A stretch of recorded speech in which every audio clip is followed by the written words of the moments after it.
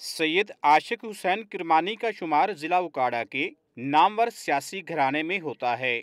उन्होंने 2013 में अमली तौर पर सियासत में हिस्सा लेते हुए उकाड़ा से कौमी असम्बली का इलेक्शन जीता और पार्लियामेंट्री सेक्रेटरी बराए पाकिस्तान रेलवेज का मनसब संभाला। 2024 के इलेक्शन में उन्होंने पीपी 186 से सूबाई असम्बली का इलेक्शन जीता।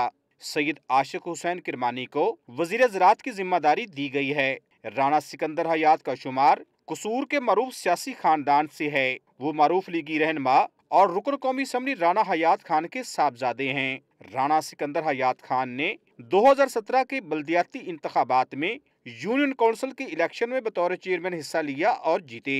उन्हें स्कूल्स एजुकेशन की जिम्मेदारी सौंपी गई है।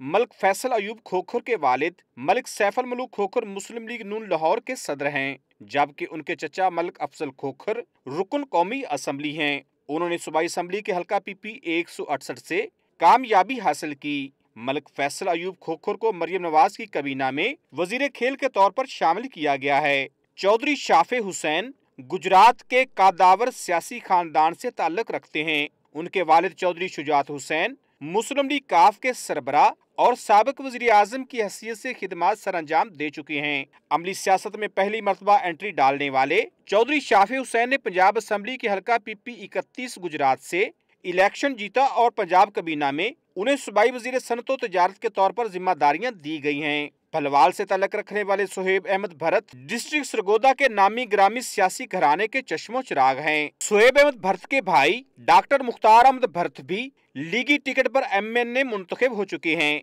सुहेब अहमद भरत ने 2024 को होने वाले इलेक्शन में पीपी 71 से इलेक्शन जीता और उन्हें पंजाब की बीना में सिविल वर्क्स की वजारत दी गई है।